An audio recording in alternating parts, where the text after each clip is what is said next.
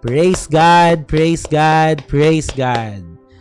Ang lahat po ng karangalan ay iniaalay po namin sa iyo, aming Ama sa langit.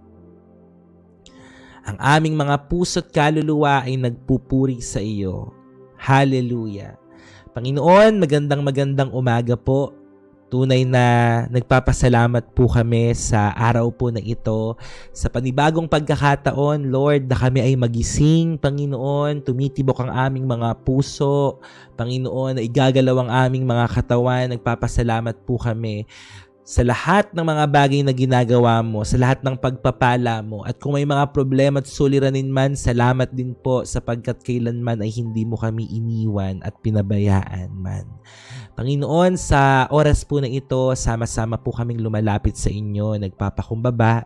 Inaamin po namin ang aming kakulangan at hindi po namin kaya kung wala ang iyong pagsama sa aming buhay.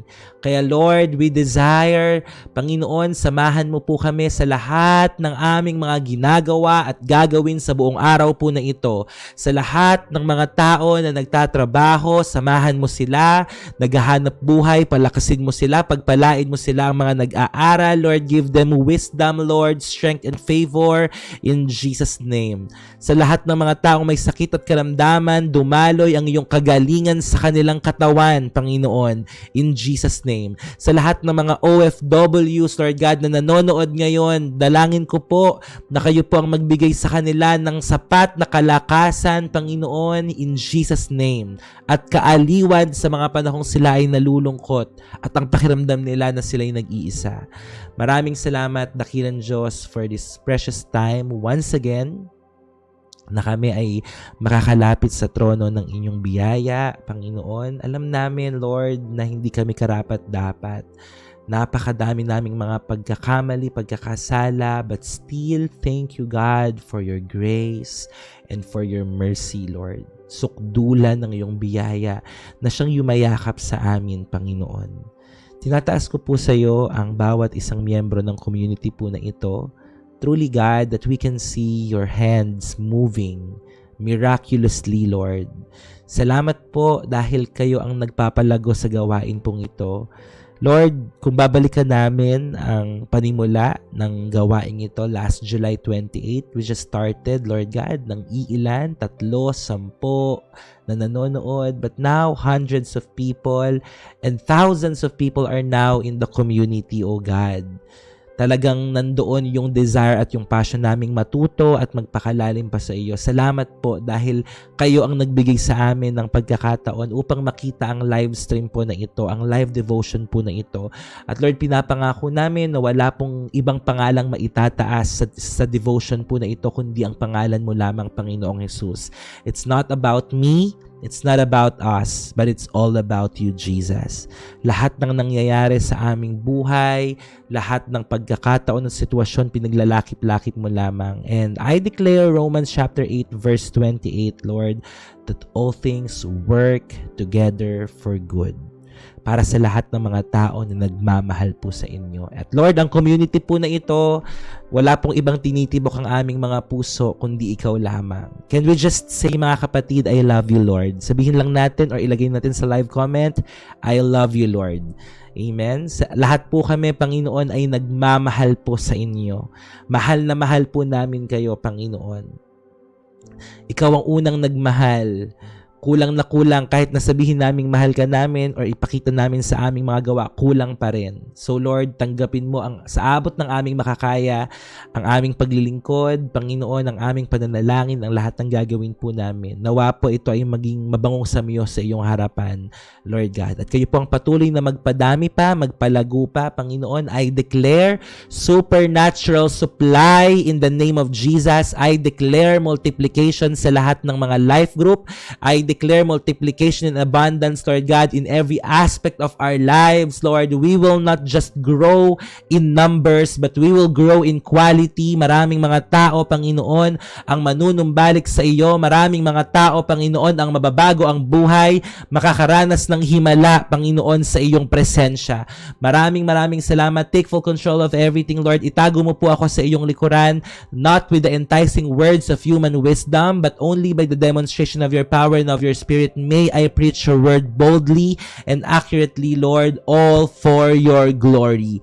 In the name of Jesus. Pagpalain mo ang lahat ng mga kapatid ko na idadako mo sa live stream po na ito, God. At ikaw lamang po, Panginoon, ang maitaas sa pag-aaral namin ng iyong banal at makapangyarihang salita. Turuan mo kami at baguhin mo kami, aming Panginoon. Sa inyo namin pinagkakatiwala ang lahat.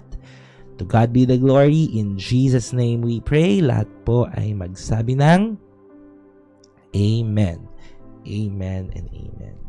Praise the Lord and happy blessed Tuesday morning po sa ating lahat. Please keep on topping, sharing, and reposting our live stream po.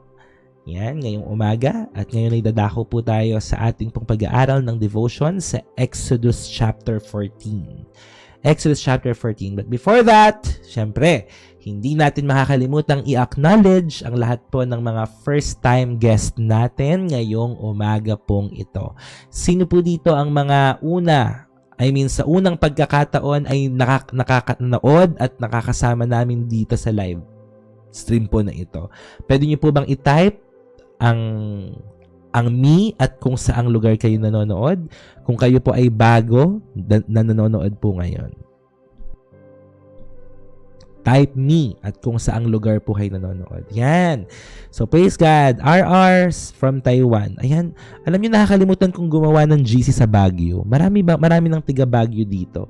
Pwede po ba kayo mag-message sa akin sa Messenger lahat ng bago? Yan. Wala pa tayong GC ng Baguio. Pero kahapon meron din na nagpapagawa ng GC sa Baguio. Ayan, si RR from Taiwan. Hello po. Si Baguio Home Finder sa Baguio. Si Kat sa Singapore. Nandiyan na ba si Ate Bebs? Paki-add na lang po sila sa Singapore. Ayan, may tiga Baguio rin. Sige, gawa tayo ng GC sa Baguio ngayon. Pwede niyo po akong i-chat, Dang Tobias at Baguio Home Finder sa akin pong FB Messenger. Or i-follow niyo po ako sa Harold Nicolas Cruz at mag-message po kayo. Yes, meron na po sa Tarlac. Hello po, Sky. Ayan, si RR sa Taiwan. Ate Ana Lu, paki-message po si RR. Kai, yes, from Leyte. Welcome po. Meron din tayong live group sa Leyte. Pinapangunahan po yan ni Mami Jean. Ayan.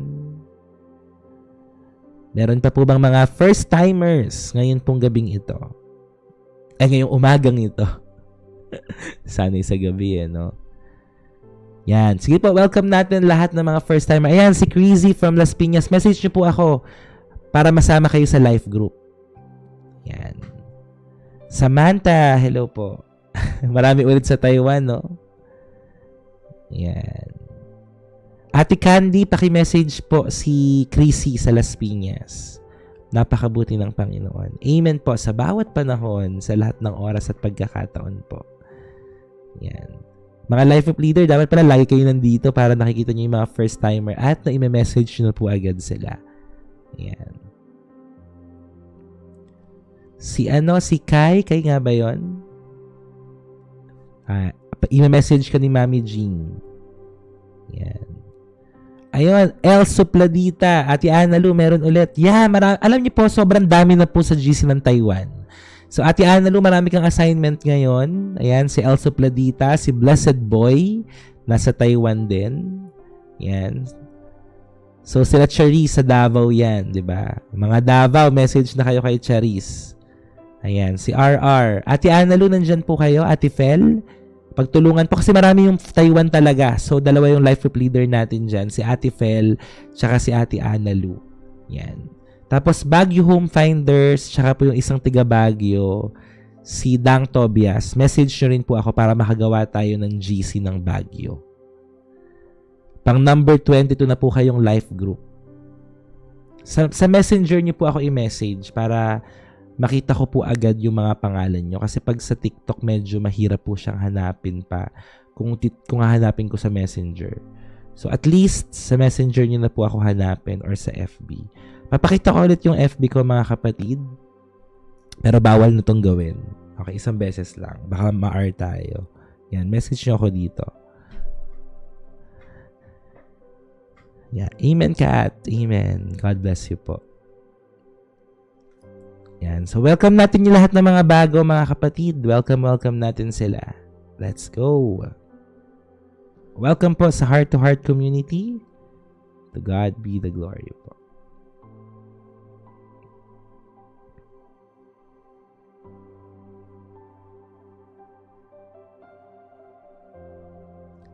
Okay po, Ate Dang and Baguio Home Finder. Yan, God bless po.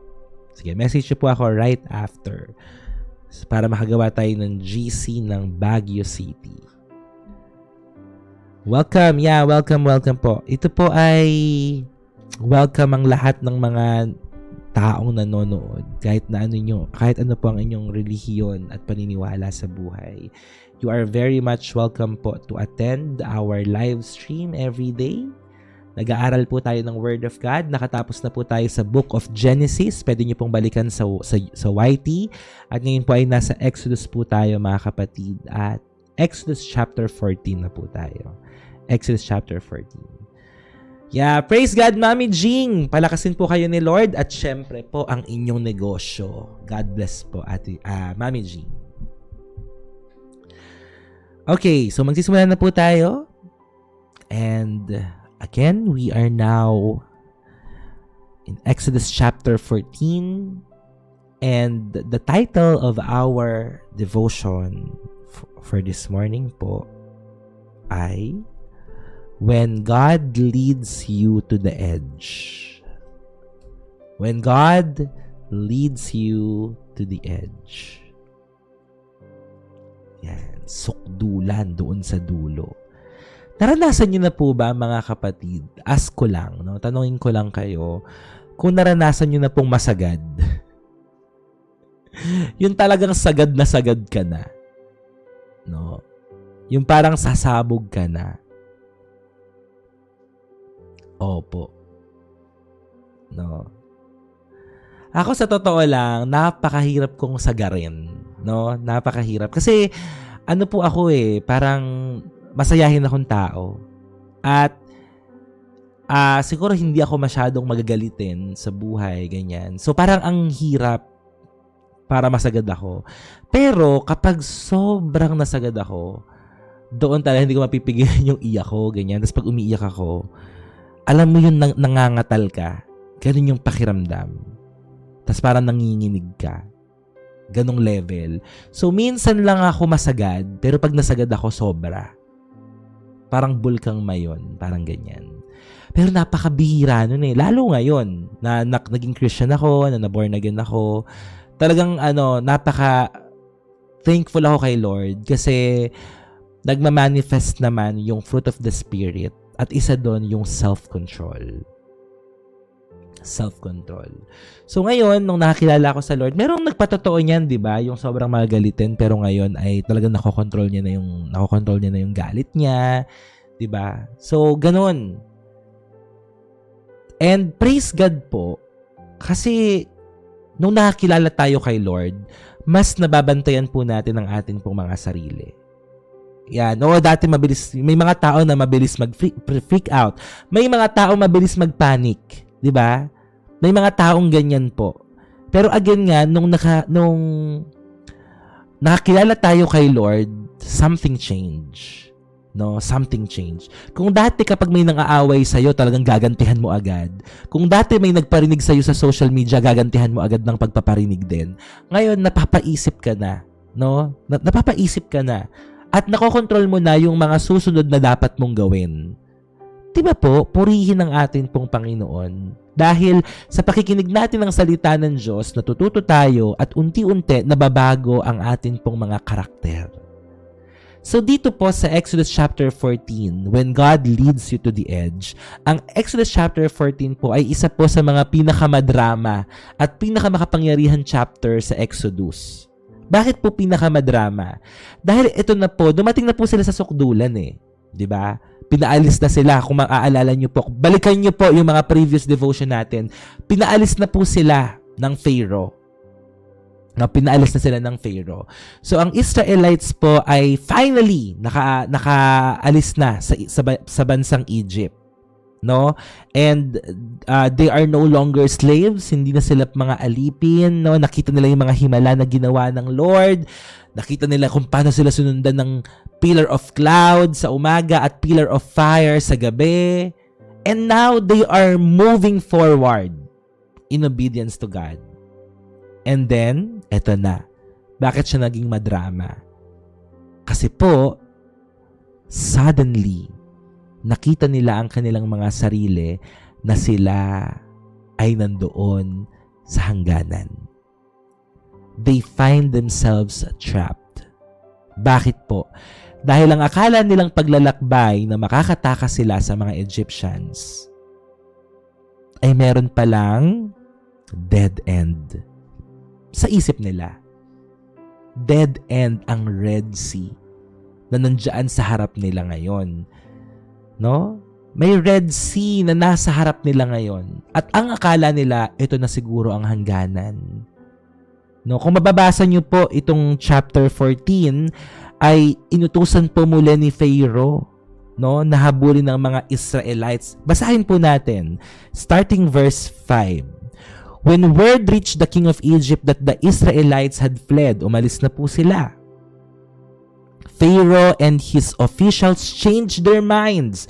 Muling nagbago ang isipan nila Pharaoh. Sabi nila, what we have done, letting all those Israelite slaves get away, they asked. So Pharaoh harnessed his chariots and called up his troops. He took with him 600 of Egypt's best chariots, along with the rest of the chariots of Egypt, each with its commander. Ano sabi dito? The Lord hardened the heart of Pharaoh, the king of Egypt, so he chased after the people of Israel who had left with feast race in defiance. The Egyptians chased after them with all the forces in Pharaoh's army. Hinahabol talaga buong puwersa to ng mga Egyptians. All his horses and chariots, his charioteers and his troops. And the Egyptians caught up with the people of Israel as they were camped beside the shore near Pi-Hahirot across from Baal-zephon. As Pharaoh approached, the people of Israel looked up and panicked. Nakita ng mga Israelites, naku po, hinahabol na naman tayo ng mga Egyptians. So anong ginawa nila, di ba? Sabi ko sa inyo, sino dito madalas nagpapanik? Ganun din.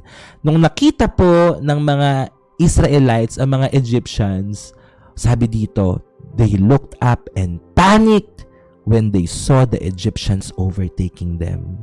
Alam niyo po, siguro dahil normal sa ating mga tao na kapag nakakita tayo ng problema, nagpapanik agad tayo. Pero alam niyo, nakita ko lang dito, no? Realizations ko lang at pinakita lang sa akin ni Lord na nung nakita nila yung mga Egyptians na paparating, na-focus bigla sila dun sa problem. Hindi nila nakita yung mga himalang ginawa sa kanila ni Lord, no? Kasi ganun po talaga eh. Kung ano ang madalas mong nakikita, mafo-focus yung attention mo dun. Diba, paulit-ulit ako dito. What gets your attention caught your affection. It's just that, nung time na yon, nakita nila yung malaking troop ng mga Egyptians na hinahabol sila. So, ang tendency, magpapanik talaga sila. Pero what if, meron kayong nakaisip na, uy, nandyan yung mga Egyptians, sinusugod nila tayo, pero tingnan natin yung mga ginawa ni Lord. Diba? Pinaalis siya na nga tayo eh. Gumawa na nga siya ng mga himala. Nagpadala nga siya ng 10 salot sa mga Egyptians eh. Ito pa kaya? Diba? Pwede may magsabi nun eh. Ito pa kaya? Hindi ba tayo ililigtas ni Lord dito? So, parang naisip ko lang, kapag tayo ay dumadaan sa mga mabibigat na takot at kabigatan ng buhay, maganda na may magpapaalala sa atin, uy, balikan mo yung ginawa ni Lord sa buhay mo. Maganda na may magpapaalala sa'yo, tingnan mo kung paano ka niligtas ni Lord. Kung paano kanya tinawid.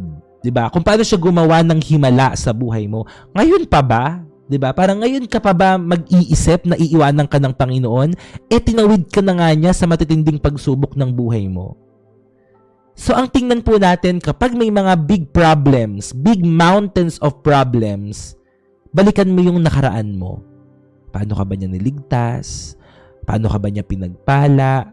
Paano ka ba niya tinawid doon sa mga past problems ng buhay mo?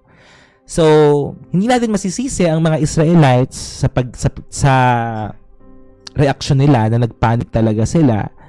So, initial reaction ata talaga yon. So, they cried out to the Lord. No? And they said to Moses, ito na, nagsisimula na ang mga Israelita. Tignan niyo naman yung sabi ng mga Israelita. Siguro makaka-relate tayo dito. Baka may ibang makarelate. Okay? Sabi ng mga Israelites, tumawag sila sa Lord. At sinabi nila kay Moses, "Why did you bring us out here to die in the wilderness? Ba't mo kami dinala pa dito?" Ano sabi nila? Weren't there enough graves for us in Egypt? Hindi pa ba sapat ang libingan namin sa Ehipto? What have you done to us? Why did you make us leave Egypt? Didn't we tell you this would happen while we were still in Egypt? Sabi nila. Grabe no? Sabi nila, ba't pa kami dinala dito? Di ba sinabi namin sa'yo na ganito yung mangyayari? Ba't pa kami inalis dito? Parang, hello, slave tayo sa Egypt. Alam niyo yung slave mindset? Yung parang, di ba, alipin sila. Alipin sila. NLT po, NLT, New Living Translation. Yung slave mindset, ayaw na nilang umalis sa pagkaalipin. Yung parang nasanay na sila na, sige, habang buhay na akong alila. Habang buhay na akong alipin. Habang buhay na akong slave. Binalikan po ng mga Israelites, sabi nila, mas okay, parang in other words, mas okay na doon na lang kami sa Egypt. Mas okay na mga slave na lang kami kaysa ganito. Nawala yung confidence nila sa Lord. No, nagkaroon sila ng trust issues. Diba? Ba't mo kami iiwan? Kasi ang nakikita nila yung napakalaking Red Sea na wala na silang ibang pupuntahan. Wala na silang ibang patutunguhan. Parang dead end na po sa kanila yon. So ngayon, anong ending? Alam mo, makikita natin yung sarili natin dito. Kapag nandoon ka sa dead end, yung parang akala mo wala nang mangyayari, magsisimula ka ng maghanap ng sisisihin. Ayaw kasi Ikaw kasi Diba? Kapag may nangyayaring masama sa atin, anong ginagawa natin? Binabaling mo sa iba. Hindi mo ina-acknowledge na may part ka rin. Mas madali para sa atin ang maghanap ng masisisi. Diba? Sila kasi, kayo kasi. Alam mo yun, mga kapatid. Parang si Eva tsaka si Adan. Nung time na tinanong ng Lord tinanong ng Lord si Adam, ba't mo kinain? Tinuro niya si Eva. Si Eva po kasi. Nung tinanong ni Lord si Eva, sabi ni Eva, yung ahas po kasi, yung serpent po kasi. May sasabihin pa ba yung serpent? Sabi ng serpent, ako na. Wala na siyang matuturo Ako na, sige, ako na may kasalanan. Mga kapatid, ang pinakamadaling escape para sa atin kapag nandun tayo sa mga pagsubok ay manisi. Isisisi mo sa iba, bakit ka naghihirap ngayon? Kasi yung mga magulang ko. Bakit din yung nangyari sa buhay mo? Kasi yung ibang tao, sinisiraan ako. Diba? Ang bilis. Parang mga Israelites diba? Ang mga Israelites, tayo yun Sinasalamin ng mga Israelita tayo. Diba? Ang dali. Kunwari may binagdadaanan ka. Ang bali para sa'yo, Lord, kasi ba't naman kasi mo ko dinala dito? Diba? May mga ganun tayong mga moments sa buhay na kapag maganda yung nangyayari, ang saya-saya mo. Thank you, Lord! Thank you, Jesus! Praise God! Tapos kapag pangit na, kapag puro negative na yung nangyayari, Lord, ba't mo naman ako dinala dito? Ba't ako nandito sa ganitong sitwasyon? So, same sa mga Israelites. Why did you bring us out here to die in the wilderness?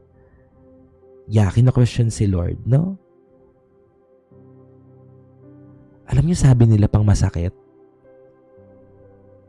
Alam niyo, sabi nila masakit. Sabi niya dito, sabi ng mga tao, ng mga Israelites, leave us alone.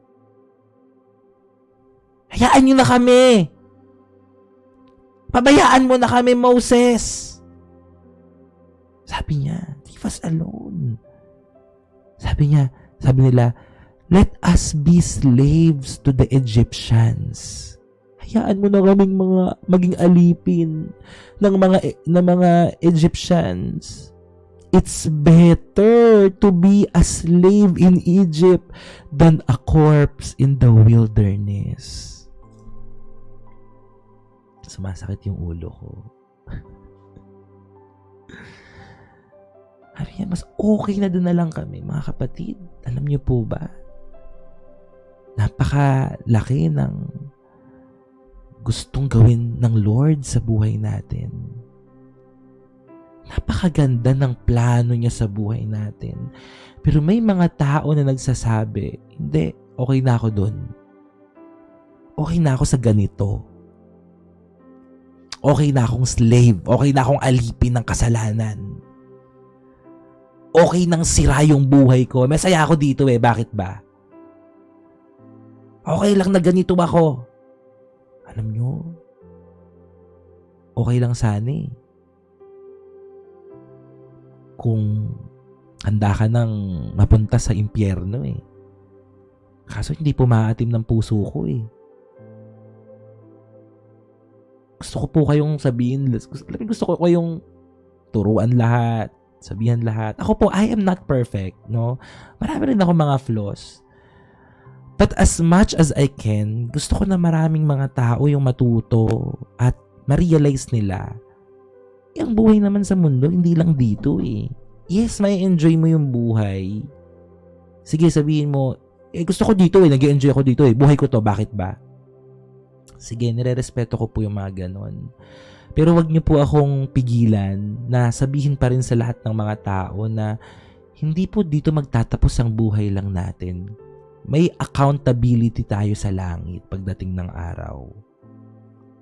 Haharap po tayo sa Diyos Diba? So ako, ang role ko bilang isang live streamer and digital missionary ay sabihin sa lahat ng mga tao, mga kapatid, may buhay na walang hanggang naghihintay sa atin. Pipili ka lang kung saan. Buhay na walang hanggan sa paraiso kasama ng Panginoon o buhay na walang hanggan sa dagat-dagatang apoy ng impyerno. Mamimili ka lang Where do you want to spend your eternity? Sige, mabuhay ka doon sa buhay ng kasalanan dito sa mundo. Sige, mabuhay ka na gusto mong bumalik dun sa dating isa kang alipin ng kasalanan, alipin ka ng tukso, alipin ka ng gawa at plano ng kaaway. Saan ka pupunta? Pagkatapos niyan, may enjoy mo yung buhay dito sa mundo na hindi permanente, pero magsasuffer ka sa buhay na walang hanggan. Eternal damnation. Eternal separation habang buhay na pagkawalay. Why I have this desire to go online every day? Bakit ako merong ganitong desire and passion na magturo? Abutin tayo ng 3 oras, 4 na oras. Pero bakit? Kasi ang daming mga tao na naliligaw Ang daming mga taong nauuhaw ng salita ng Diyos. Marami po. Ate Cindy, hello po. Kaka-start lang. And we want to remind them there's still a life ahead. May buhay pa. At kung gagamitin mo at i-google mo ng tama, at maniniwala kay Jesus, you will have an eternal life. Amen? Sabi niya, let us be slaves to the Egyptians. Ayoko po. Ayoko. Ayoko maging habang buhay na alipin. Ano nangyari? The Red Sea is in front of the Israelites. No? Napapalibutan sila ng mga bundok. At Pharaoh's army is behind them. Parang na-corner sila. Ganun yung pakiramdam. May Red Sea sa harapan nila, napapalibutan sila ng bundok, at nasa likod nila ang mga Egyptians' army. So parang yung pakiramdam nila na, wow, malaya na kami, makakaalis na kami sa Egypt, biglang naging panganib para sa kanila. And this is where many believers become confused. Bakit po? Kasi sometimes, kapag ikaw ay sumunod sa Panginoon, hindi agad-agad magiging madali ang buhay. No? Life does not immediately become easier po para sa ating mga Kristiyano. And sometimes, after breakthrough, yung next step po, parang imposibleng mangyari. Diba po, parang right after your breakthrough, yung mga susunod, Lord, bakit parang ganito yung nangyari sa buhay ko? Sumunod lang naman ako sa'yo. Parang imposible na mangyari. Mas mabigat yung pagsubok. Pero alam niyo, may tinuturo lang pala si Lord. Alam niyo kung anong tinuturo niya sa atin? Ito. God may lead you to the edge. God may lead you to the edge of what you can do so you can witness what only He can do. Palakpakan nga natin si Lord. Ganda nun Praise God. God may lead you to the edge of what you can do so you can witness what only He can do. Dadalhin ka ni Lord doon doon sa dead end, doon sa hangganan, para makita mo hanggang dito lang ang kaya mong gawin at makita mo ng dalawang mata mo na ito ang kaya namang gawin ng Panginoon. At ang kayang gawin ng Panginoon, it is beyond your understanding. It is beyond what you can do. Yung hindi mo na kayang gawin kasi nandun ka na sa limit mo, doon sa hangganan mo, meron pang kayang gawin ang Panginoon. Wow. Amen. The place of impossibility is often the stage for divine intervention. Mga kapatid, sino dito nasa hangganan niya na? Pakiramdam mo nasa hangganan ka na. Sasabog ka na. Ganong level. Okay, ako. Yeah, amen. Tayo. Parang imposible nang nangyari, Lord Kaharap mo ba ngayon ang Red Sea ng buhay mo? Isang lugar na parang imposibleng matawid? Ganyan ba ang nararamdaman mo ngayon? Place of impossibility is there in front of you. But, sabi dito, ang place of impossibility mo na iyan ay entablado ng Panginoon. Amen? Para sa kanyang divine intervention, mangingialam ang Diyos. Gagawa siya ng himala at paraan para makalaya ka, para makatawid ka, para magtagumpay ka. Amen. Ganda ng introduction. Insight. Ang Exodus chapter 14 po ay record ng isa sa mga greatest deliverance moments sa Word of God. Greatest deliverance moments. God bless you, Sophia.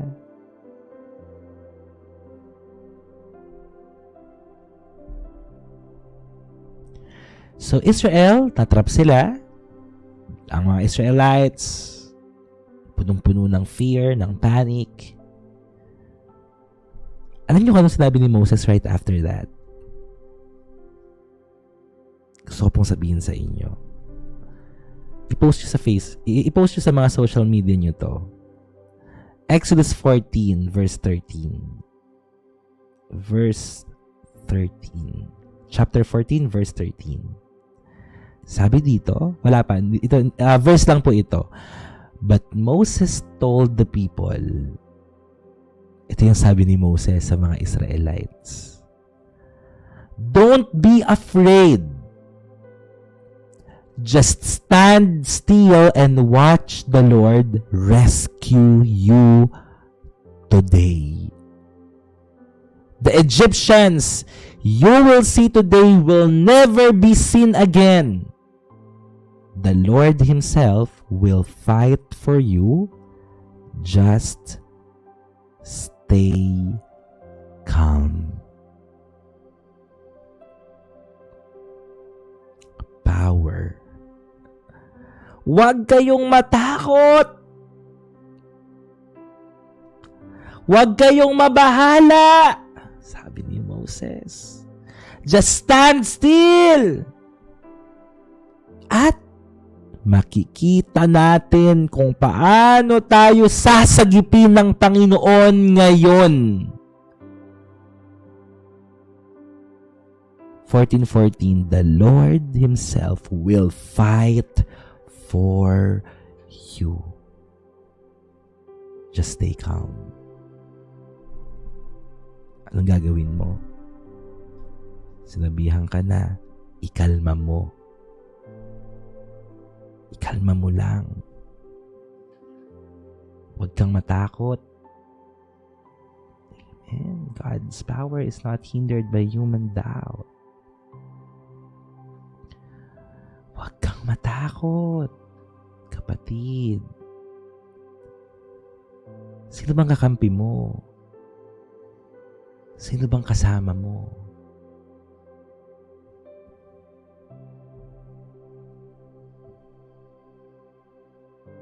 Wow, Ate Ana Luz, stay calm. Relax, kapatid. Ganda ng pangungusap ni Moses. Alam niyo po, intentional lang Lord eh. Talagang intentional niyang dinala ang mga Israelites doon sa harap ng Red Sea. Hindi po yun aksidente. Hindi po yun aksidente. Hindi po yun bad timing lang.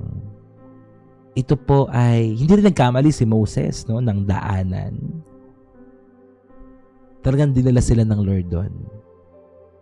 Kasi, kung titingnan natin yung Exodus chapter 14, verses 1 to 2, tingnan nyo po then the Lord gave these instructions to Moses.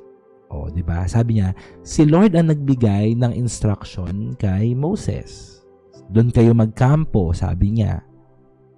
So, itong lahat ng ito ay command ng Lord sa kanila. Planado ng Lord sa kanila. Hello po, God bless you. You are very much welcome here. Yan, nood ka lang lagi dito. Okay? So yeah, ang Lord. Bakit? Bakit sila dinala ng Lord doon? Kasi gusto ng Panginoon ma-display ang kanyang glory. At ma-defeat ang mga kaaway completely and to teach Israel to trust Him at a deeper level. Brothers and sisters here in our community, are you ready now to trust God at a deeper level? Wow, Exodus 14:14 yung theme. Praise God, M.A. God is good. Handa na po ba tayo magtiwala sa Panginoon sa mas malalim na level ng ating faith? Are you guys ready? Lord, I want to trust you even more. Even when I don't understand, even when I can't see what you are doing, but still I will trust you, Lord. Amen.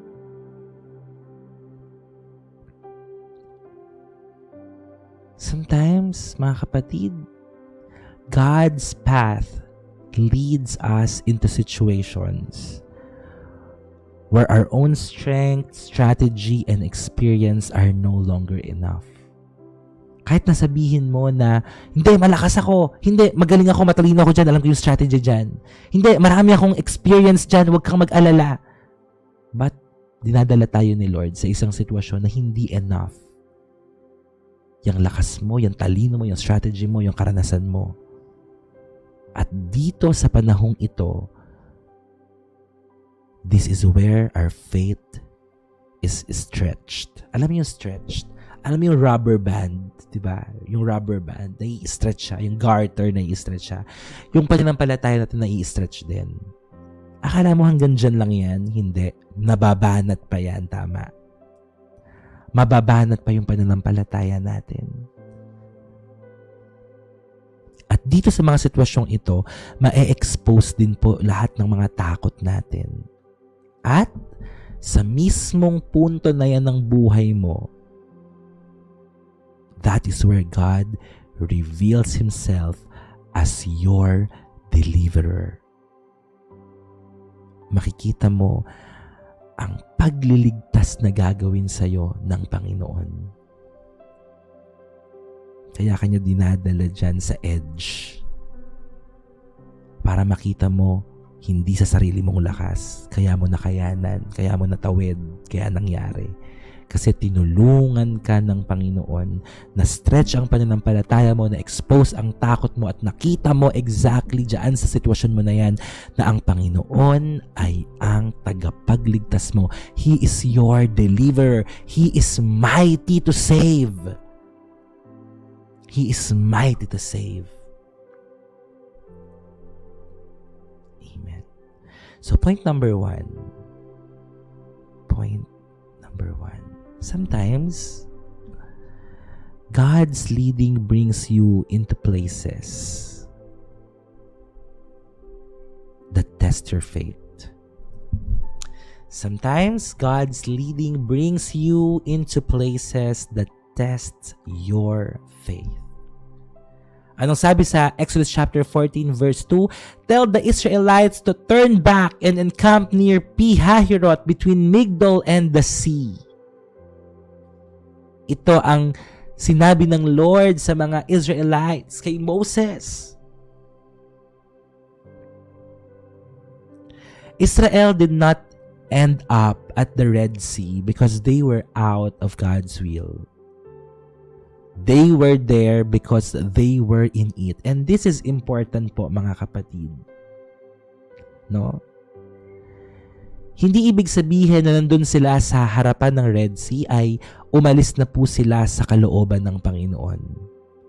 Hindi po. Actually, they are still inside the will of God.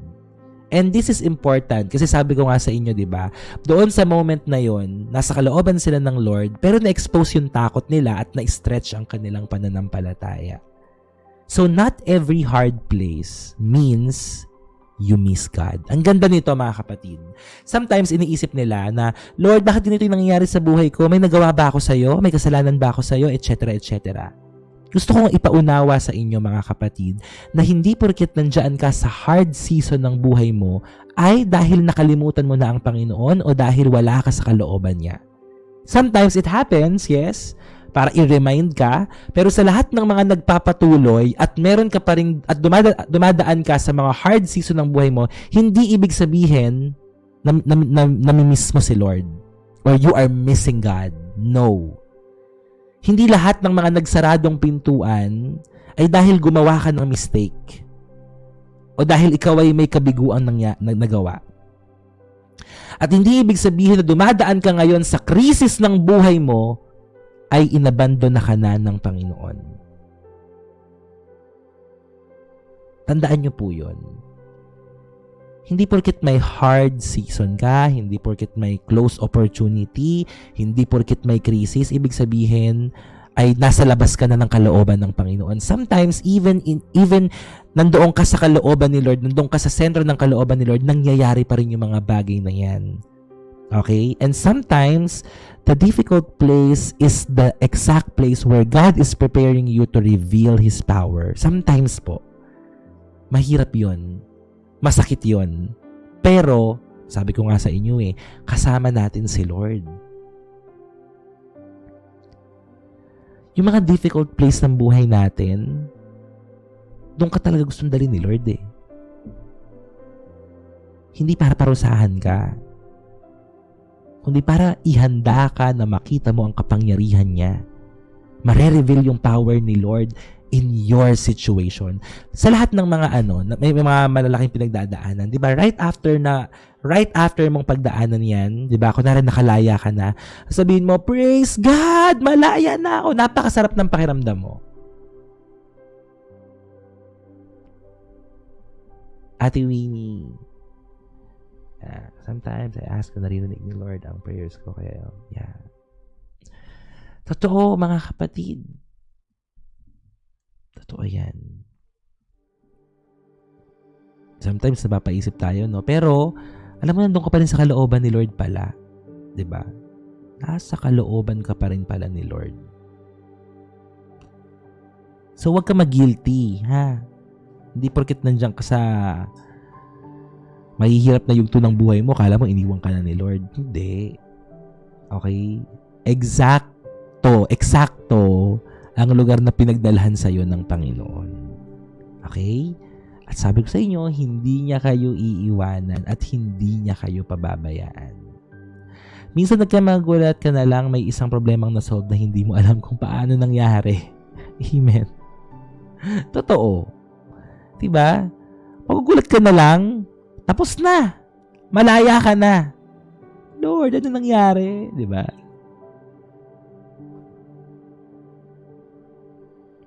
Sabi nga po ng isang song, God is thinking about me. Yeah. Hi. Thank you, Lord, for this reminder. Kahit ako napapaalalahanan. Kahit ako nabe-blessed. No? Kasi sometimes nga, ganun din yung pag-iisip ko minsan na, Lord, may nagawa ba ako sa'yo? Bakit parang ganito yung nangyayari sa buhay ko? Yung pala, doon ako gustong dalhin ni Lord Noong time na umalis ako sa church, nag-resign ako as church pastor, church coordinator, parang, ang dami kong mga ang dami kong mga tanong talaga. Lord, bakit naman? Something like that. Etc. Yung pala, may pagdadalan nga ako sa iyo Sabi ko nga sa mga life of leaders kahapon, sabi ko, grabe, parang church na itong ginagawa natin kasi mas malaki pa nga ata to kasi international No? Daming mga taon na nangangailangan ng salita ng Diyos. Imagine niyo, araw-araw ako nagtuturo sa 200, 300, 400 na mga tao. At pag nasa loob ako ng church, every Sunday lang ako nagtuturo tsaka midweek. Diba? Tapos, ang life group lang doon, iilan. Dito, napakadaming life group. Ang nanonood araw-araw, hundreds of people, hindi lang tuwing Sunday, araw-araw. Wow, praise God. Ate Ana Lu, tama po yan. Magpapalakasan tayo. The Lord is Amen. Ang galing ng Lord. Sobrang, ako nababanat din yung pananampalataya ko ngayon na i-stretch. Kasi, sabi ko nga sa inyo, lahat ng ginagawa ko ngayon ay bago sa akin. Lahat ng to. Bago sa akin to. At ako sumusunod lang ako, praise God, kasi habang lumalaki ang isang organization, habang lumalaki ang isang community, syempre, may mga mag-a-arise na mga problems, di ba? Bakit? Kasi marami ng mga tao Alam niyo, sa totoo lang, ang daming mga tao talaga na dapat nating i-align sa kalooban ni Lord. Lalo yung mga life group leaders. Kaya sabi ko sa kanila na magkakaroon tayo ng once a week na gathering. Kasi, syempre, nagsisimula tayo, we are very on fire, but we need, kasi ang sobrang mainit nakakapaso. And sometimes, kapag sobrang on fire tayo sa Lord, walang masama. But sometimes, nagiging extreme tayo to the point na napapaso yung mga tao sa paligid natin. So, kailangan natin talagang ibalanse at dumaan tayo sa proseso. Kaya sabi ko sa mga life group leaders, magkakaroon tayo ng once a week na meeting. And that is also mentoring. I want to mentor all the life group leaders, no? Kasi sabi ko sa kanila, may mga heartbreaks tayong pagdadaanan sa pag-handle ng life groups. Maraming heartbreaks. Hindi lahat sasagot sa'yo, hindi lahat papansinin ka, no? Hindi lahat ng mga tao dyan magpapatuloy. Totoo yun. Ako po, the very first member of my life group, hindi na rin siya nagpatuloy sa church. Alam niyo yung ginagawa ko noon? Dinadalang ko pa yun ng cake. Pumupunta pa ako sa bahay nila. Nagbe-build talaga ako ng relationship doon sa mga life group ko. Pero yung inaakala ko na life group ko na yon, na naglaan ka ng panahon, pinag-pray mo, etc., hindi rin pala magpapatuloy. And wala ako sa kalagayan para pilitin siya, no? But I pray for sure, no?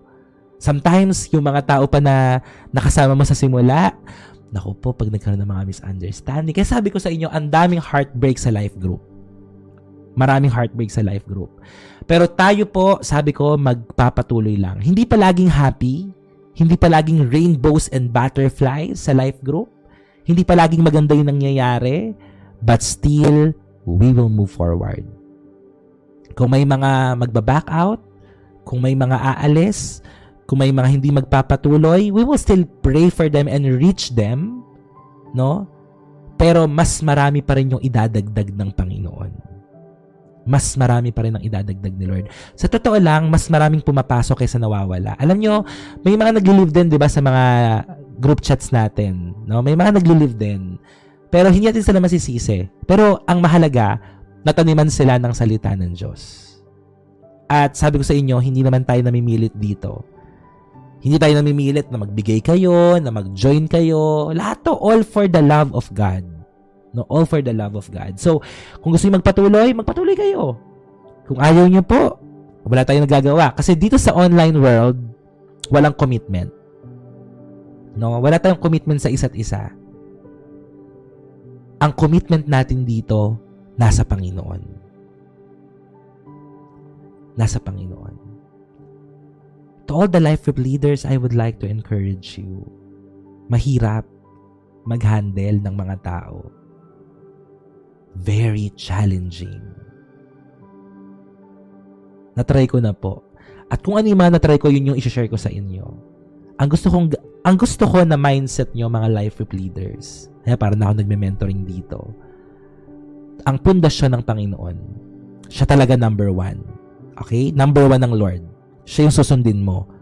Pero wag mong kalimutan na naglagay din siya ng mga tao para i-guide ang isang organisasyon, ang isang community. So, nagtalaga ang Lord, nag-appoint siya ng mga tao na mamamahala. So, si Lord, at syempre, dito sa community, kahit ayaw nyo man po sa hindi, gustuhin nyo man po sa ayaw nyo, ako po ang tinalaga ng Lord dito. Okay? Dito sa community na ito. And I appreciate all of you who are supporting me in this ministry. Pero hindi sa akin ito. Pwede ako mapalitan, no? Pwedeng iba ang ilagay ni Lord dito. Hindi ko to pagmamayari. Pero sabi ko sa inyo, hanggat ako ang nilagay ni Lord dito, I will give my best to the Lord. Because I don't want to offer to God sacrifice that cost me nothing. And I praise God, mga kapatid, dahil bago mangyari itong community na to, tinrain ako ni Lord Tinrain ako ni Lord. So, marami akong experiences sa church, etc., sa community, and now dito sa online world, first time, but gusto ko pong maibigay talaga yung best ko. So, mga leaders, syempre ang loyalty sa Lord, ang obedience sa Lord, at syempre susunod tayo sa kung ano ang binababa ng leadership sa atin. Kasi papasok na tayo sa management eh. Dumadami tayo, may management na kailangan maging maayos ang lahat. At ako, humihingi ako ng guidance sa Lord. Tama si Kuya Doms. Ang loyalty, ang pagmamahal kay Lord, no?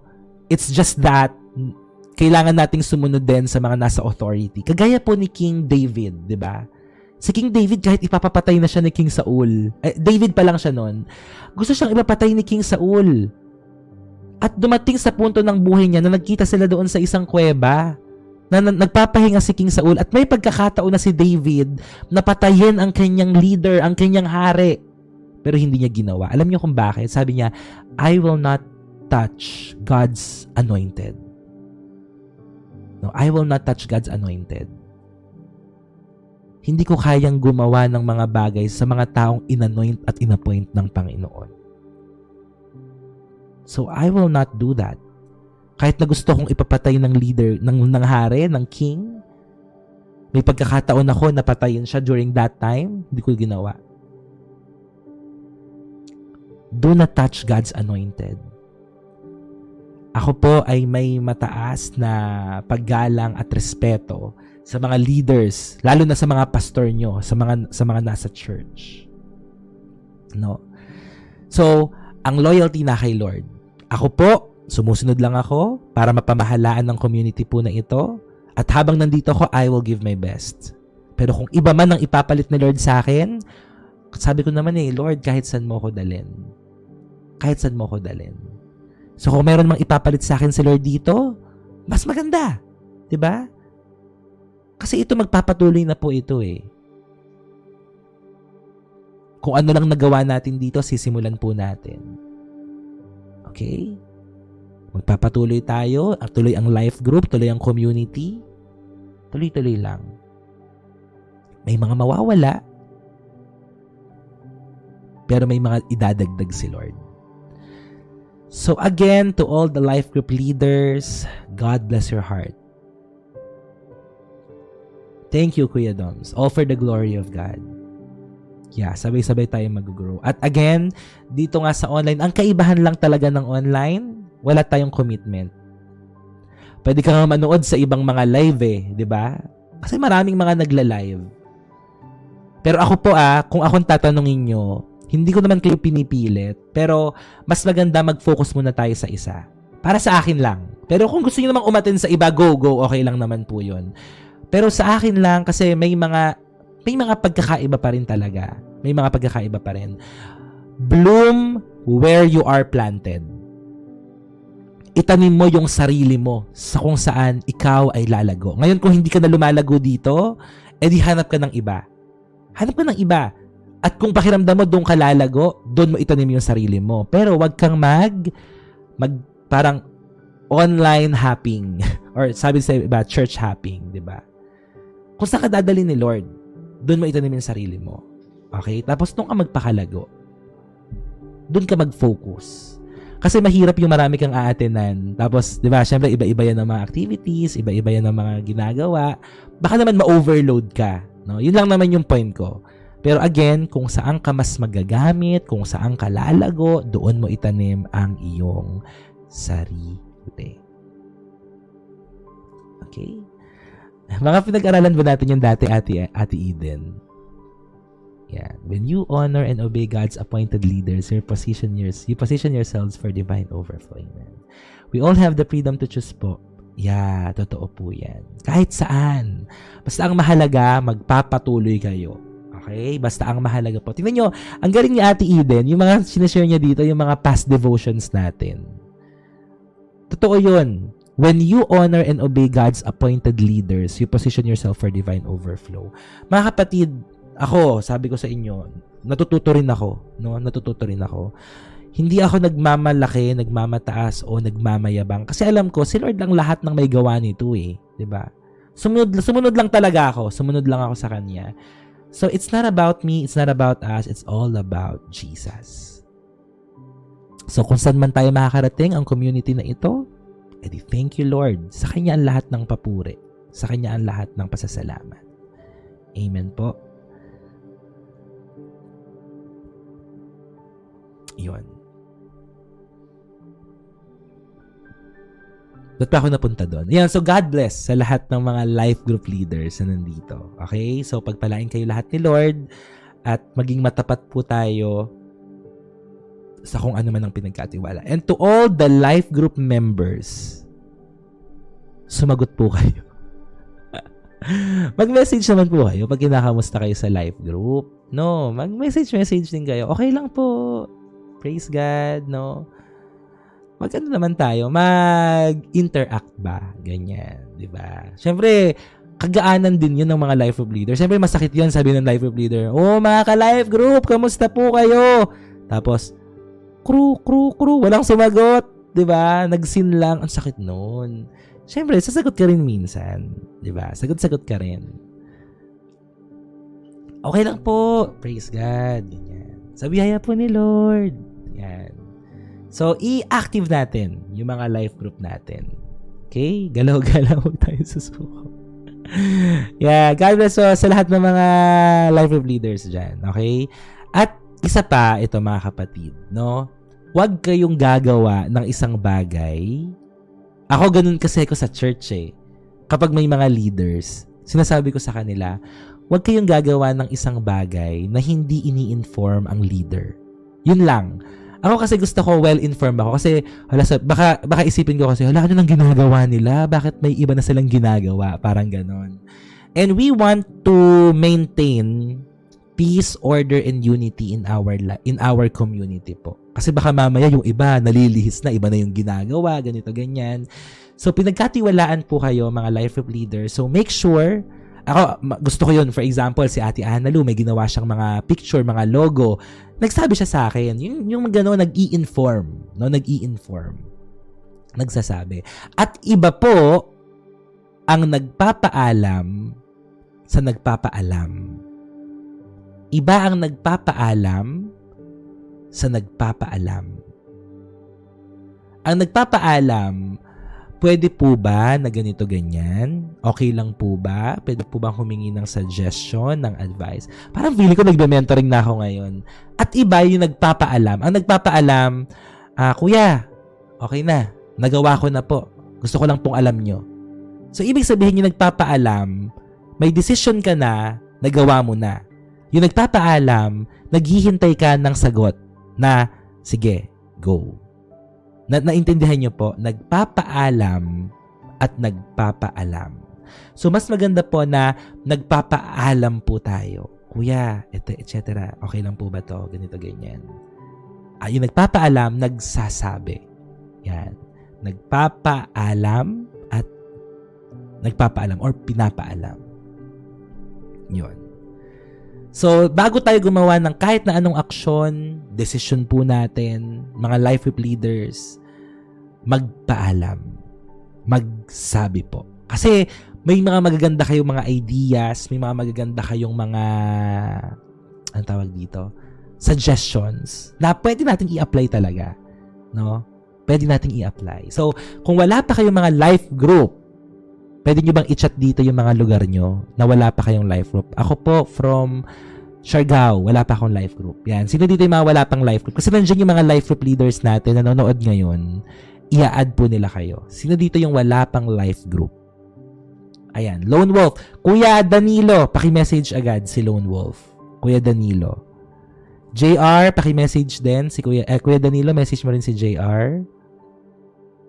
Yan. Yung Baguio gagawa tayo message mo ko ate yung kanina, Dang tsaka Baguio. Cavite yan, meron din tayo sa Cavite. Ayan. Meron na rin tayo sa Tarlac. Ayan, message nyo lang po. Bacolod, gagawa pa lang po tayo sa Bacolod. So, mas maganda na i-message nyo ako para makagawa. Ayan, Samar at Mami Jing, ang dami. Okay, go. Ate Candy, si Galaxy May. Ate Mary Rose, si Sheila Marie. Yan, mga life group. Let's go. Iisa lang pala ang Negros at Bacolod. Okay po. Sige. Negros, go. Kay Ate Chi. Message mo kayo kay Ate Chi.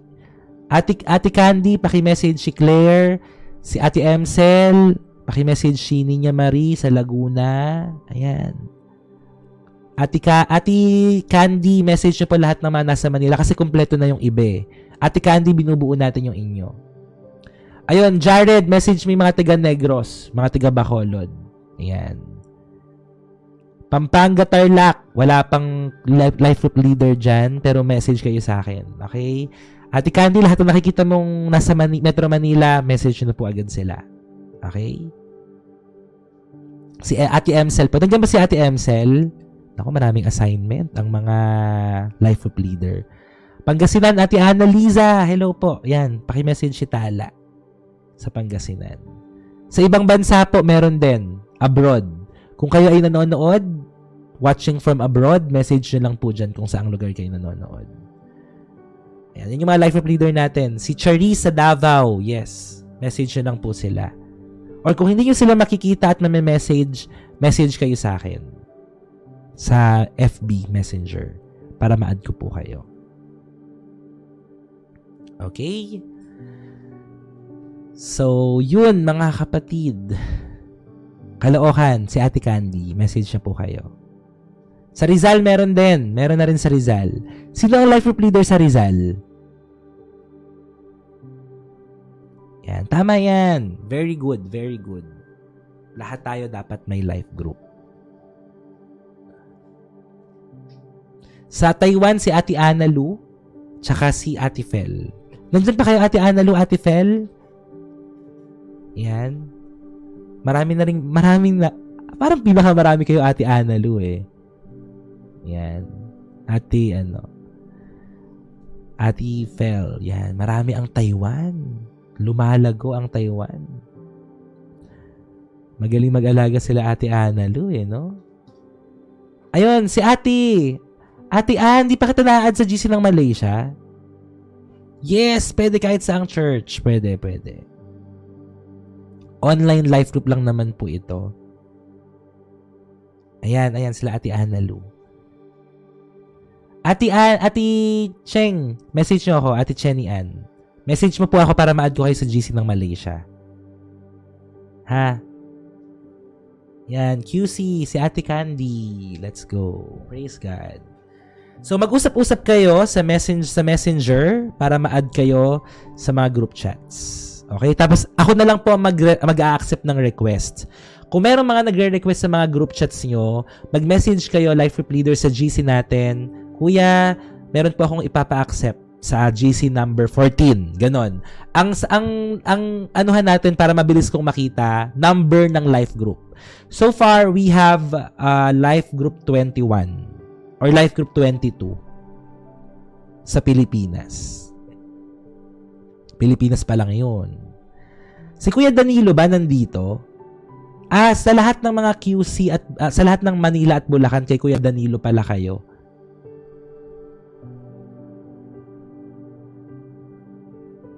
Talaga? Nice! Nagkita pa kayo sa GC, praise God. Bulacan, si Ate Mary Rose po. Meron po ba dito nasa GC ng Manila, Bulacan na sa lalaki? Kila Bert? Wala pa sila Bert, si Kuya Danilo, no? So, pwede nyo i-message nyo na lang po ako sa Messenger. Ako na lang po mag-a-add po sa inyo. Ang leader ng Rizal, teka, titiwan ko lang po Kung sino ang leader ng Rizal?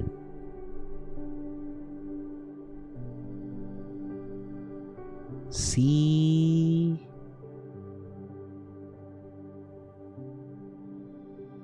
Ate Rich. Pero Ate Fel, okay lang tulungan mo si Ate Rich. Wala ata si Ate Rich dito. Si Ate Fel ay nandoon din sa GC eh. Yan. Sa Zambales, 3 pa lang daw. Yan, nagpapadami pa yung Zambales. Team Zambales. Oo nga no, hindi pa ganun ka-active ang Team Zambales. Don't worry, padadami po yan. Yan. Ayun, sa lahat ng mga Metro Manilang babae kay Ate Candy, Metro Manilang lalaki kay Kuya Danilo. Ayan na, Kuya Danilo, ang daming nagme-message na walang life group na lalaki dito. So, paki-ano na lang po sila. Kuya Danilo, message kayo. Sila, Lone Wolf. Yan, babae po ba kayo lalaki? Kung babae kay Ate Candy, kapag lalaki kay Kuya Danilo, message nyo po sila. Ayan, i-add na kayo, Kuya Danilo. So, going back to Honolulu just to get that. Nabiro lang. So, point number 1, kanina, sometimes God's leading brings you into places that test your faith. May i-reveal lang si Lord sa atin, mga kapatid. Yan. So, do not assume that an impossible situation means God is absent. Hindi porket imposible yung pinagdadaanan mo ngayon, absent na si Lord. Okay? So, pwedeng ikaw ay sumusunod sa Diyos, but still you are under pressure.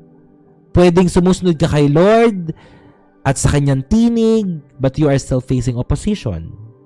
Pwedeng ikaw ay nag-move forward na, but parang feeling mo you are still trapped. Hindi ibig sabihin po nun na nabigo ang Lord sa buhay mo. Ang ibig sabihin po nun, mga kapatid, inihahanda lang ni Lord ang stage para sa kanyang himala sa buhay mo. So, sabi dito, sometimes, nakita niyo po ba?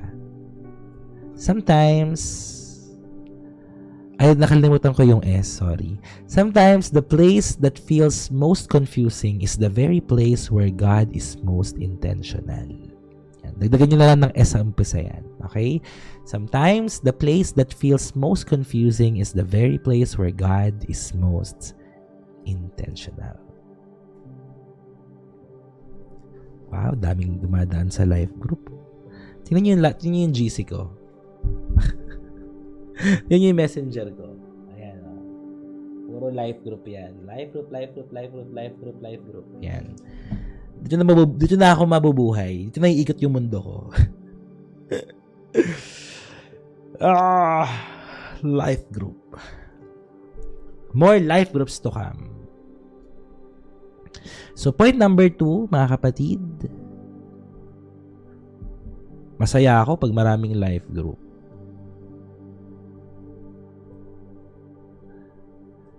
Faith often looks like standing still before you see the way open.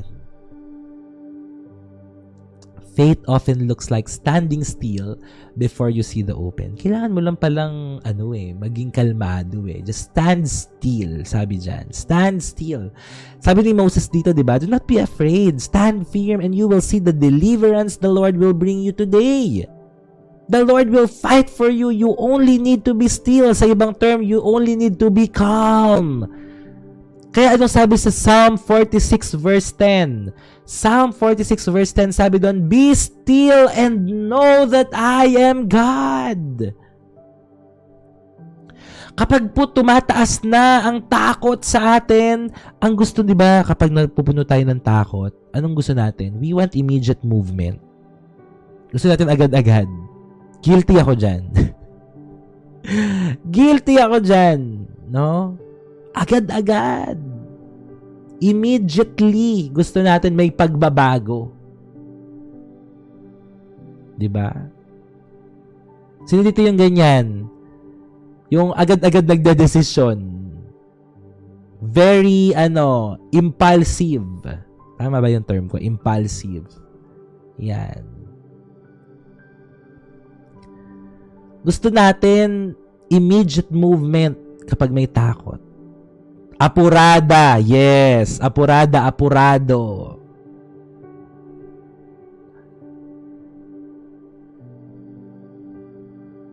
Hello, Steven Mart Capito. Meron tayong GC sa Bulacan at Manila. Yan. So, pwede ka mag-join, Steven.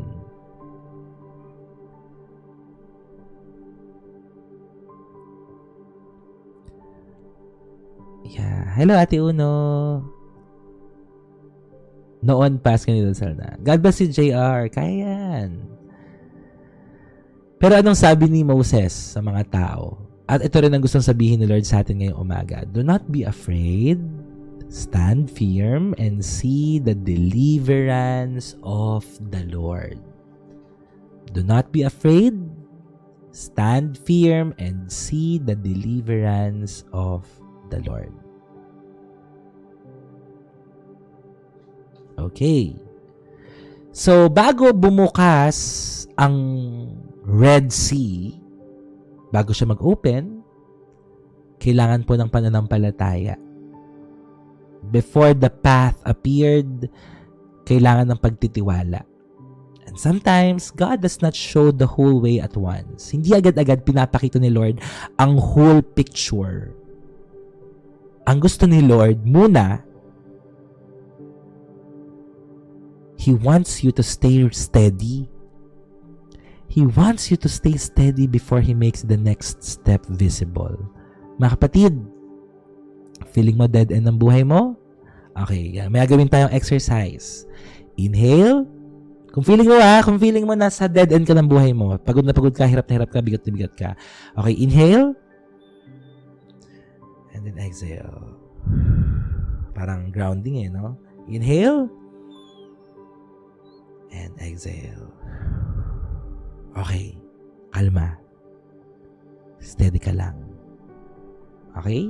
Kasi ganyan lang yung ginawa Ganyan lang yung sabi ni Moses You just need to stay still. Stay calm. Stand firm. Huwag ka matakot. Gusto mo na magbukas ang Red Sea ng buhay mo? Kalma. Huwag ka munang mag-alala.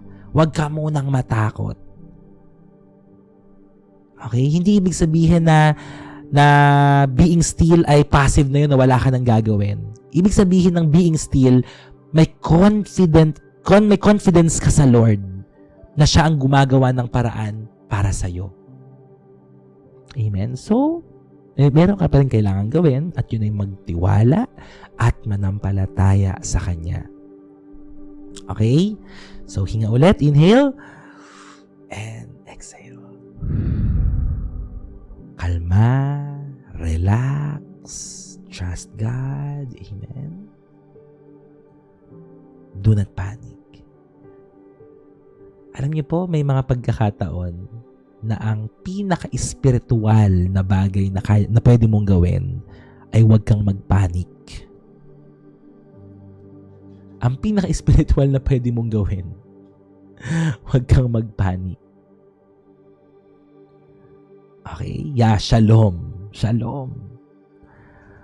Huwag mong hayaang ang magdikta sa kilos at galaw mo ay dahil nagmamadali ka, rush decisions, dahil sa emosyon mo, magdedesisyon ka, o dahil sa desire ng flesh mo, o dahil sa mga salitang naririnig mo.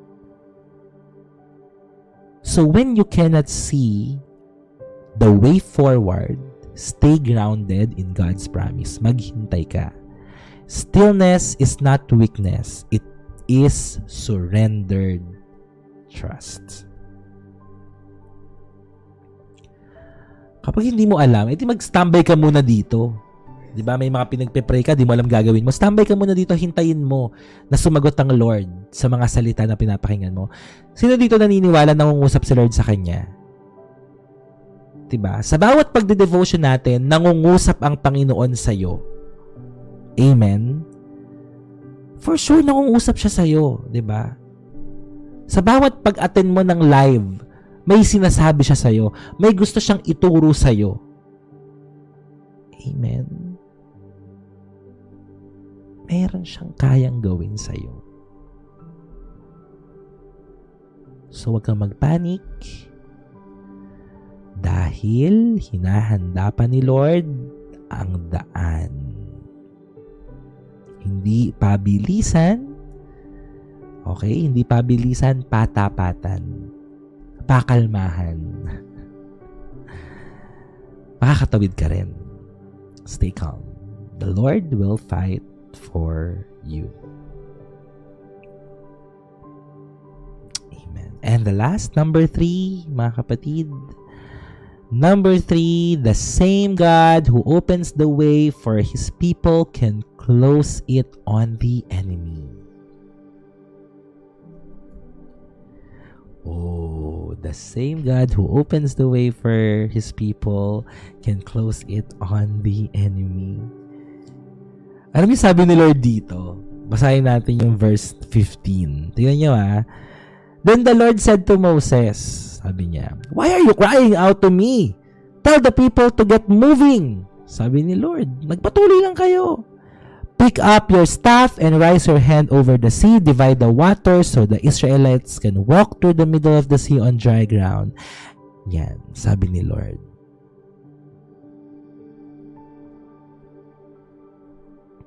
Grabe ang pag-iingat ng Lord sa mga Israelites, no? Talagang tinawid sila, mga kapatid. Tinaas ni Moses, sabi sa Exodus chapter 14, verses 21 to 22, Then Moses stretched out his hand over the sea, and all that night the Lord drove the sea back and turned it into dry land. The waters were divided, and the Israelites went through the sea on dry ground. Sinong gagawa ng daan? Sinong gagawa ng paraan? Ang Diyos ang magbubukas ng mga oportunidad at ang Diyos ang magsasara nito sa iyong mga kaaway. If God is for us, who can be against us? Romans chapter 8 verse 31. If God is for you, who can be against you? Hindi lamang po gumawa ang Lord ng lugar na matatakasan ng mga Israelita. Alam niyo kung anong nilikha ng Panginoon? Complete deliverance. Sapagkat pagkatawid ng mga Israelita, nag-close ang dagat, ang Red Sea, at namatay ang lahat ng mga tao na sumusunod sa kanila, ang mga Egyptians. Mga kapatid, sa iyong pagsunod at pagpapatuloy sa Panginoon, sabi dito, ide-deliver ka niya sa lahat ng iyong mga kaaway. God will deliver you. The same sea that became a pathway for Israel became a place of judgment for Egypt. I declare and I decree in the name of Jesus, ang lahat ng mga gawa at plano ng kaaway, ang lahat ng mga umuusig, naninira, tumutuya sa atin, in Jesus' name, they will experience the judgment from the Lord. And we will not be happy kapag nangyari ito, but they will just know na ang Diyos na pinaglilingkuran natin ay buhay na Diyos. At sa kanilang ginagawa, makikita nila at makikilala nila ang Diyos na buhay. In Jesus' name, in Jesus' name. I declare and I decree in the name of Jesus and by the power of the Holy Spirit, those people who are judging us, who are condemning us, in Jesus' name, who are persecuting us, who talk behind our back, in Jesus' name, hindi sila magtatagumpay. Makikita nila kung sino ang Diyos na pinaglilingkuran natin. Sa pangalan ni Jesus.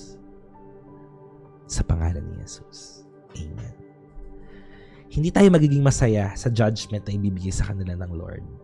Pero ang judgment na iyon, ang panalangin natin, ang magpabalik ng kanilang puso sa Panginoon, sa Diyos na buhay. Amen? Nakita natin dito sa Exodus chapter 14 Nagbukas ang Lord para sa mga Israelita, pero nagsarado siya para sa mga Egyptians. Alam ng Lord at kilala tayo ng Panginoon. May mga tao bang humahabol sa iyo? May mga tao ba na, alam mo yun, parang mga Egyptians, they are chasing you? Alam ni Lord kung paano sila i-deal. Alam ni Lord kung paano sila i-deal. Amen? Your enemy could no longer pursue you once God is finished.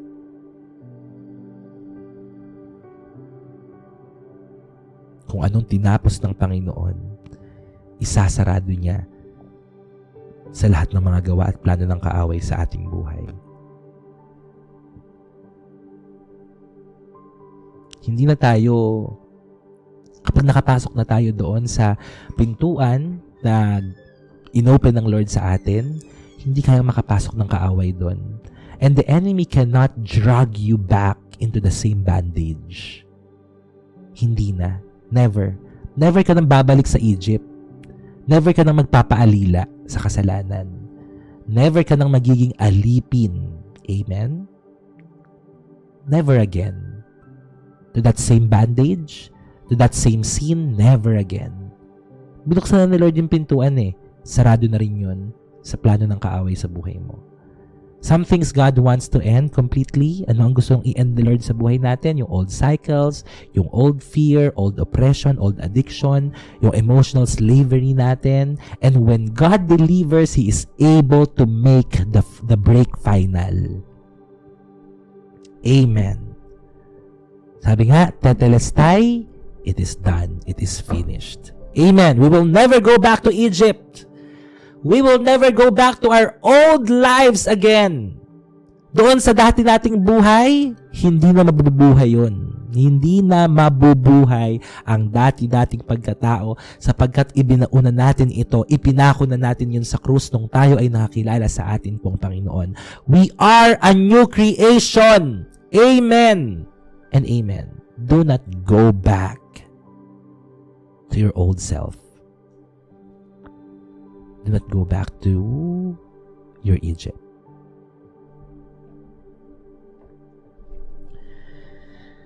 Amen. So, praise God. Yun po ang tatlo na lessons natin sa Exodus chapter 14. Number 1, sometimes God's leading brings you into places that test your faith. Number 2, faith often looks like standing still before you see the way open. And number 3, the same God who opens the way for His people can close it on the enemy. For our conclusion, mga kapatid, number 1, first conclusion, a difficult place does not always mean a wrong place. Okay? Hindi porket mahirap ay maling lugar na para sa'yo. So sometimes, diba, God's leading brings you into places that test your faith. Thank you po, Ate Marlene. God bless you po. Number 2, second conclusion. Trust is often required before the miracle becomes visible. Nasa harap ka ba ng Red Sea ng buhay mo? Magtiwala ka lang, kalmahan mo lang, makikita mo ang himala ng Panginoon. I can attest to that, Pastor. Amen, Ate Jen. Wow. Napaka-timely nito for me. I'm starting to ask God if meron ako nagawa to have this problem. Oh, di ba? Garlic tack, nakakatuwa naman. So, hindi ibig sabihin na may nagawa ka or may mali kang nagawa, etc. Dinala ka lang talaga ni Lord dyan kasi inihahanda ka niya. Amen po, Ate Jen. Praise God. Ang ganda. Ako din. Swak din sa akin. Sobra. Para sa akin din tong devotion. Ang ganda po, no? Kaya everyday talaga dapat nagde-devotion para po may bagong revelation si Lord sa atin. A difficult place does not always mean a wrong place. Totoo. Yan yung kanina. And number 3, He is able to bring not just escape, but complete deliverance. Amen. Tingnan nyo binuksan na ni Lord yung pintuan, sinarado niya pa sa kaaway, sang ka pa. Diba? Sang ka pa. Kaya kay Lord na tayo, wala nang alisan to, 'di ba? Binuksan niya na yung door of opportunity sa iyo Sinarado niya pa sa kaaway. Saka pa, 'di ba? So, talagang sabihin natin, Lord, hindi na talaga ako aalis, hindi na talaga ako lalayo, Lord. Kahit anong mangyari sa buhay ko, magpapatuloy ako, 'di ba? Kahit anong mangyari, totoo na to, todo na to, 'di ba? Todo na to. As in todo bigay lagi, Lord. No, hindi na ako aalis, hindi na ako lalayo. Yan. Wala lumabas dun sa 3. Yan. He is able to bring not just escape, but complete deliverance. Lumabas na po. He is able to bring not just escape, but complete deliverance.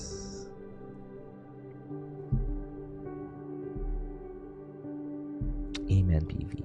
Sige po, i-chat nyo ngayon. Yan, sige. He is able to bring not just escape, but complete deliverance. He is able to bring not just escape, but complete deliverance. Praise God. Ayun. Praise the Lord. Ang Red Sea ay hindi katapusan ng mga Israelita. Ito po ay lugar na kung saan mapapatunayan ang isang imposibleng bagay sa tao ay posible palang mangyari sa pamamagitan ng ating Panginoon. With men, it is impossible. But with God, all things are possible. Amen.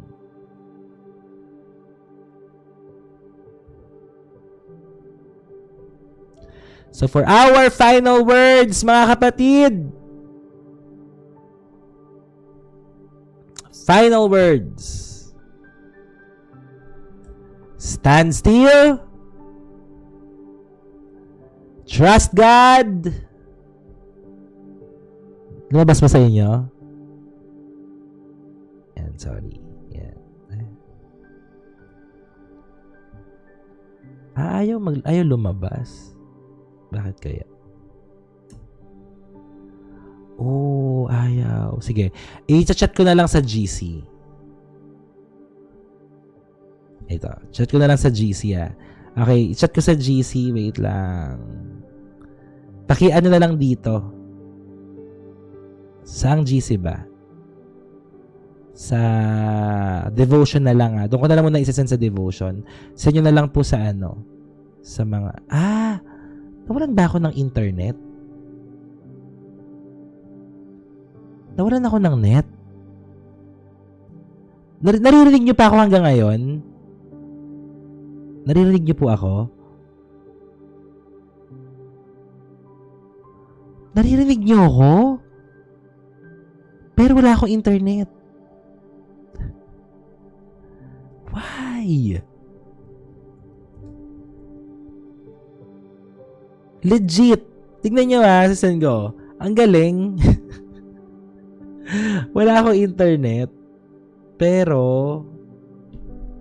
tignan ko dito kung magsasend.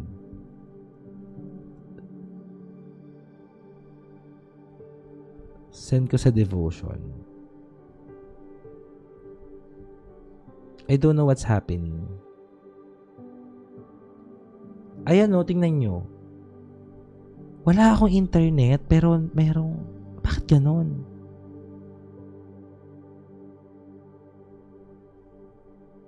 This site can't be reached sa Facebook.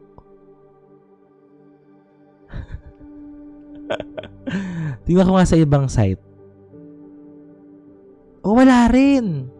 Sa Gmail, sa FB. Ang galing. Ba't ganon?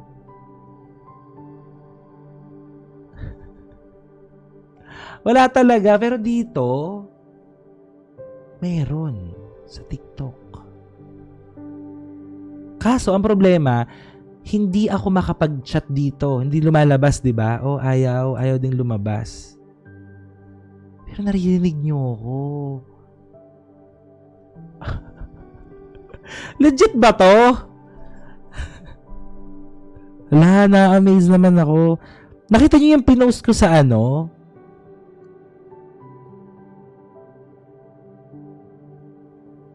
Bakit ganon?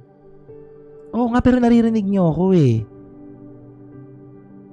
Nakita nyo ba yung pinost ko sa Devotion GC? Yan o, walang lumalabas dyan. Kaya nga hindi ko makita.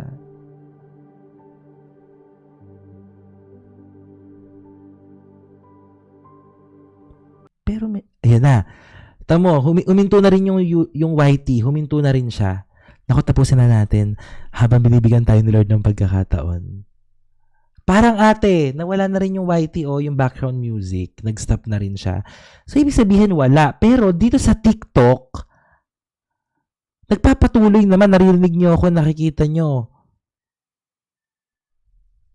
Legit. Nag-stop na rin siya sa YT. Oo, dapat di ko rin nakikita yung mga message nyo, di ba? Tapos na natin to. Thank you, Lord. Grabe, ano meron? Hindi kasi kung hindi lang stable, dapat maglalag din kayo eh. 'Di ba? Dapat maglalag din ako. Dapat 'di ba? Walang data to. Kasi wala namang signal dito eh. Di ba pag nawawalan ako ng internet, di ako nakakapag-live kasi wala ring data dito. Ba't ganun? Teka lang, na-amaze ako kasi talagang wala siya.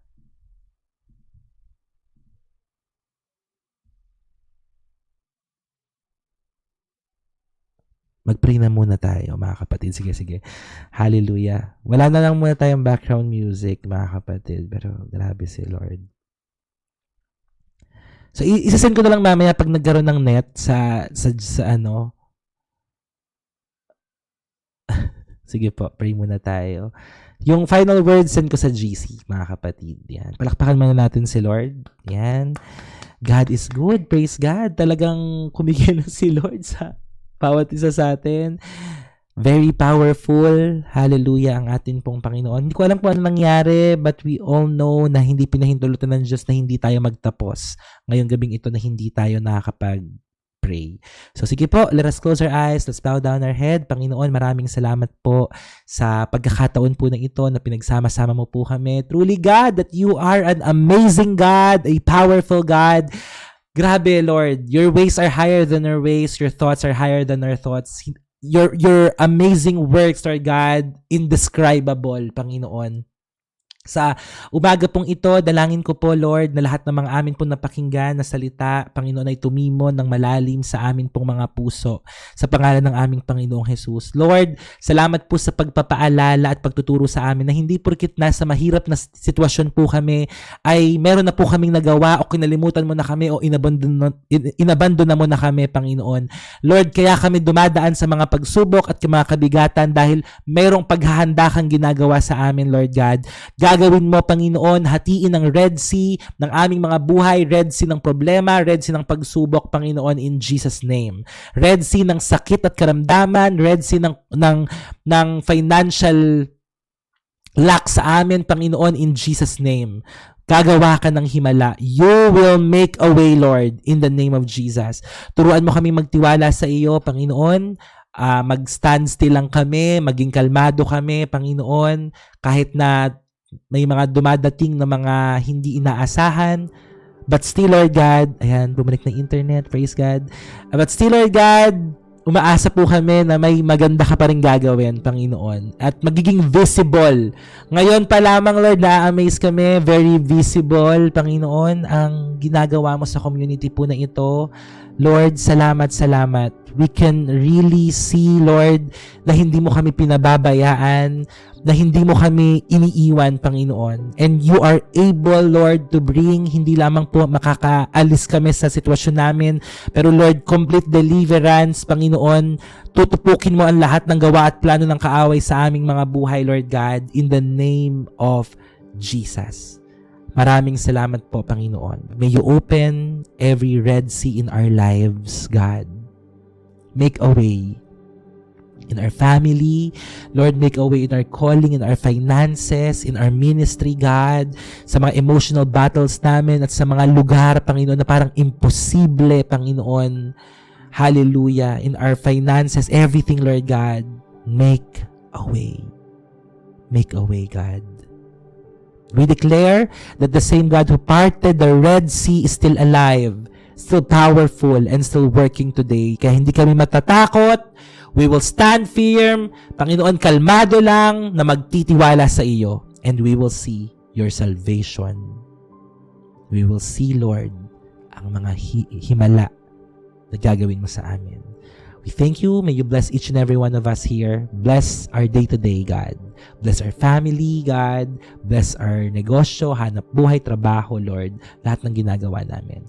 We thank you and we honor you. In Jesus' name we pray. Lahat po ay magsabi ng Amen, Amen, and Amen. Guys, to God be the glory. Meron na po ulit na internet. Lumabas na uli siya. Noong na-refresh ko. Grabe, buti no. Hindi tayo nawala. Ang galing. Legit yun. Hindi nawala yung sa TikTok. Sa TikTok lang yung hindi nawala. Pero the rest, nawala siya. Kasi hindi rin naman ako nag-lag, di ba? Hindi rin naman ako nag-lag sa inyo. Galing. So, praise God po. Maraming salamat for joining us. Join kayo ng life group. Okay, join kayo ng life group, join kayo ng mga group chat, join kayo ng community. Grabe yung pagkilos ng Lord sa atin. Nakaka-amaze. Sobra.